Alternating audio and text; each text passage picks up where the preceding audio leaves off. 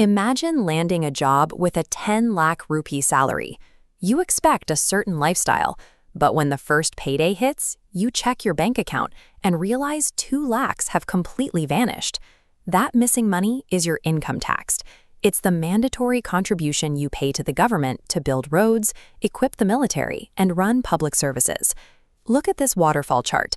India uses a progressive tax system. Your base survival income is protected, but as you earn more, your top-tier rupees are taxed at increasingly heavier rates. The government taxes business profits, real estate gains, and stock market returns differently. Instead, we are going to focus strictly on salary income because that is the reality for most professionals. Earning a high salary is entirely different from keeping it. Understanding how the tax code treats your money is the only way to protect your actual cash flow. The default new regime offers simplicity, lower baseline rates, and easy filing, but you give up legal deductions for rent, insurance, and investments. The alternative old regime offers powerful tax breaks, but requires tracking receipts, locking up cash and investments, and a complex filing process. Choosing the right regime requires aligning your tax strategy with your actual spending habits and saving discipline. This flowchart maps a huge misconception.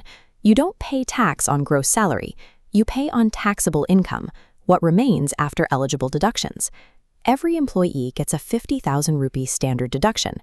Earn 10 lakhs, and your tax calculation actually begins at 9.5 lakhs. This bar chart shows how the new regime applies progressive slabs. Your bottom block, the first 3 lakhs, is entirely tax-free. The next block, between 3 and 6 lakhs, takes a 5% cut. From 6 to 9 lakhs, it steps up to 10%. Notice the math. You do not pay a flat 10% on your entire salary. You only pay that 10% on the money sitting inside that specific higher tier. The new regime is incredibly efficient for people who don't have many personal expenses to claim. But if your living costs start to rise, you have zero flexibility to shield your income. This checklist outlines the old regime.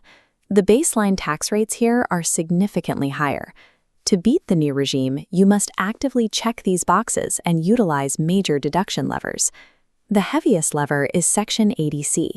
By putting your money into accounts like Provident Funds or ELSS mutual funds, you can erase up to 1.5 lakhs from your taxable income. The trade-off is liquidity. That capital is now locked away for anywhere from 3 to 15 years. You cannot use that.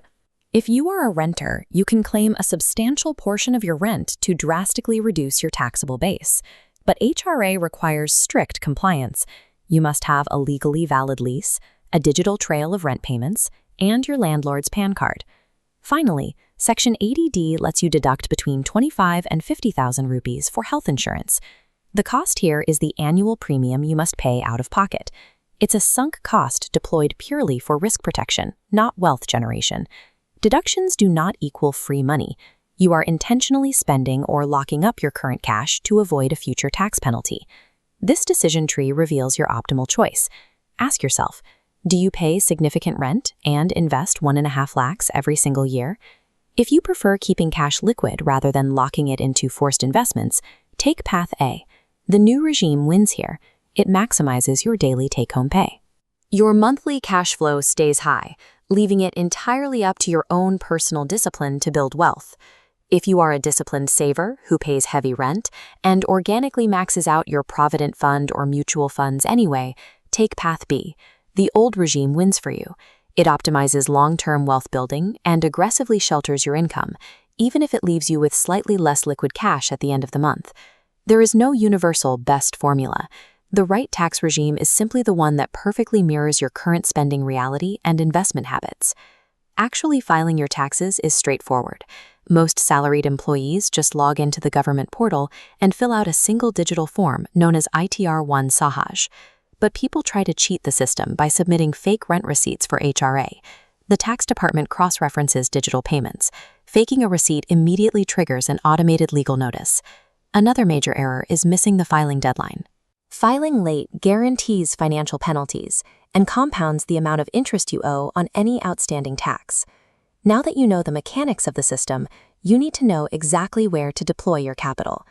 In the next video, we cover how to maximize your Section 80C returns using ELSS and Provident funds. Filing your income tax is just a routine administrative task, but if you ignore the rules or try to hide your cash flow, that simple task rapidly turns into a massive legal liability.